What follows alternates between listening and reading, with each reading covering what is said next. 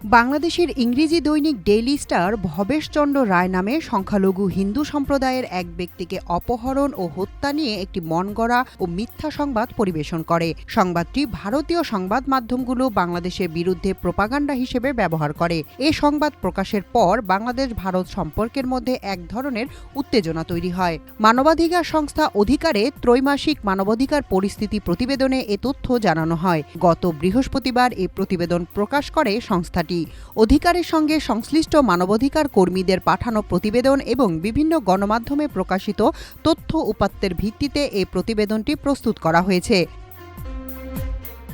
সম্প্রতি অধিকারের পক্ষ থেকে প্রকাশিত প্রতিবেদনে দেশের সার্বিক আইনশৃঙ্খলা পরিস্থিতি, মানবাধিকার, সাংবাদিক নির্যাতন, নারীদের উপর সহিংসতা, যৌন হয়রানির চিত্র তুলে ধরা হয়। রিপোর্টে ভারতের বিএসএফের সীমান্তে বাংলাদেশিদের হত্যা, অবৈধ পুশিন, সর্বোপরি বাংলাদেশের বিরুদ্ধে ভারতের মিথ্যা প্রোপাগান্ডা ছড়ানোর বিষয়ে তথ্য তুলে ধরা হয়। অধিকার বলছে, ভারতীয় সীমান্তরক্ষী বাহিনী বিএসএফ বাংলাদেশ ভারত সীমান্তে বাংলাদেশি নাগরিকদের হত্যা ও নির্যাতন অব্যাহত রেখেছে।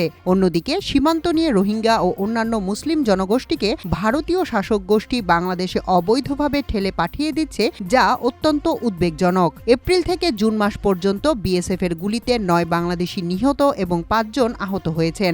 নিহত ৯ জনের মধ্যে ৭ জনকে গুলি করে হত্যা ও ২ জনকে নির্যাতনের মাধ্যমে হত্যা করা হয়। আহত ৫ জনের সবাইকে গুলিবিদ্ধ করে আহত করা হয়।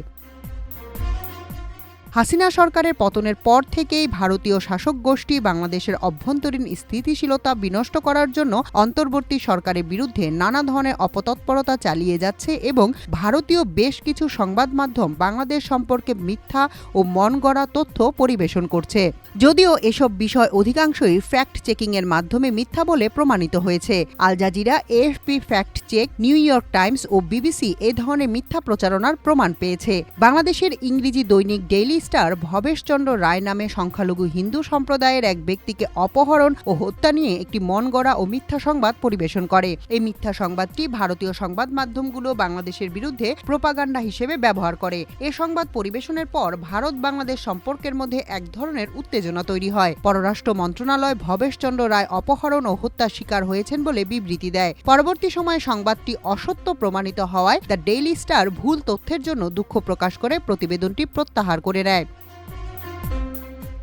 ভারতীয় শাসক গোষ্ঠী বাংলাদেশে তার স্বার্থ বজায় রাখতে সরকারকে চাপে রাখার জন্য আন্তর্জাতিক আইন এবং মানবাধিকার লঙ্ঘন করে উস্কানিমূলকভাবে গত ৭ মে থেকে দেশটিতে অবস্থানকারী বাংলাদেশি, রোহিঙ্গা জনগোষ্ঠী এবং ভারতীয় মুসলিম নাগরিকদের জোর করে এমনকি রাতের আধারে বাংলাদেশে পুশিন করেছে। যাদের পাঠানো হচ্ছে তাদের বেশিরভাগ ব্যক্তিকেই অমানবিক নির্যাতনের মাধ্যমে শূন্যরেখা অতিক্রমে বাধ্য করা হয়েছে। এমনকি তাদের মালামাল ও নগদ অর্থ ছিনিয়ে নিয়েছে বিএসএফ সদস্যরা।